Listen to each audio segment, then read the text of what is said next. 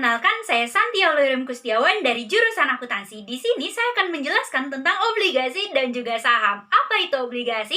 Obligasi adalah surat utang yang diterbitkan oleh entitas pemerintahan atau perusahaan dalam jangka waktu tertentu. Sederhananya, penerbitan obligasi adalah debitur, sementara pembelian obligasi adalah kreditur atau investor. Contohnya, yang pertama ada obligasi korporasi yang merupakan obligasi yang diterbitkan oleh perusahaan swasta nasional termasuk BUMN dan BUMD.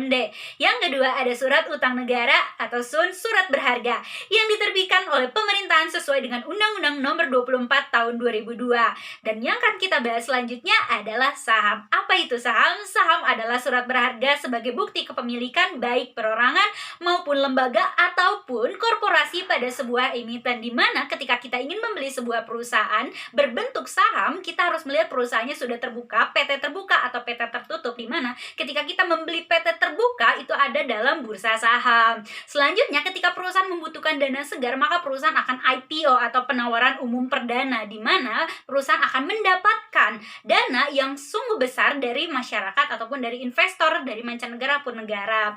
Tentunya seperti BBCA, BBRI, Mayora, Unilever, dan masih banyak lagi perusahaan, di mana nanti dana segarnya itu bisa untuk ekspansi, menambah pabrik baru, ataupun untuk operasi perusahaan agar perusahaannya semakin baik lagi.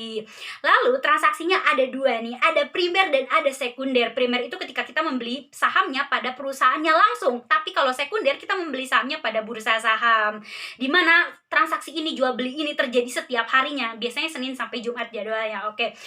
Bagi hasilnya atau keuntungannya ada dividen dan capital gain. Dividen itu adalah bagi hasil, capital gain adalah selisih dari penjualan dan pembelian dalam sebuah saham. Terus keuntungan per lembar sahamnya biasa kita sebut sebagai EPS atau earning per share. Oke. Saham itu ada saham jangka pendek dan ada saham jangka panjang, di mana jangka pendek di sini biasanya kita bisa menjual dan membeli saham itu tiap hari, tiap minggu atau tiap bulan. Tetapi ketika kita membeli sahamnya jangka panjang, biasanya itu 1 tahun, 3 tahun, 5 tahun, dan biasanya yang disebut sebagai investor, di mana seorang investor akan memiliki analisa fundamental. Biasanya laporan perusahaannya nih dulu yang dilihat gitu, kayak neracanya, asetnya, ekuitas, liabilitasnya yang dilihat.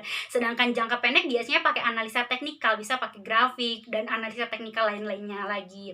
Terus juga ada aspek nih, ada beberapa aspek ketika kita ingin membeli saham, yaitu ada aspek bisnis. Kita bisa melihat dulu nih, bisnisnya bagus enggak, bisnisnya yang kita ketahui enggak, seperti mungkin Unilever dengan bisnis-bisnis ada produk samponya, produk gosok giginya, sikat gigi, dan lain-lainnya gitu. Itu kan familiar banget nih perusahaannya. Nah, bisa kita jadikan aspek, karena kita berinvestasi adalah kita sama aja membeli sebuah bisnis gitu. Jadi nggak cuma lembaran saham doang, tapi bisnisnya juga kita beli. Terus juga ada aspek manajemen, di mana manajemen yang baik akan menghasilkan perusahaan yang baik. Ada aspek finansial, dilihat dulu nih, terutama utangnya, liabilitasnya jangka panjang, jangka pendeknya dilihat dulu baik atau enggak. Terus ada aspek nilai, di mana mungkin aja harganya murah, tapi prospek ke depan perusahaannya itu lebih baik lagi gitu. Terima kasih.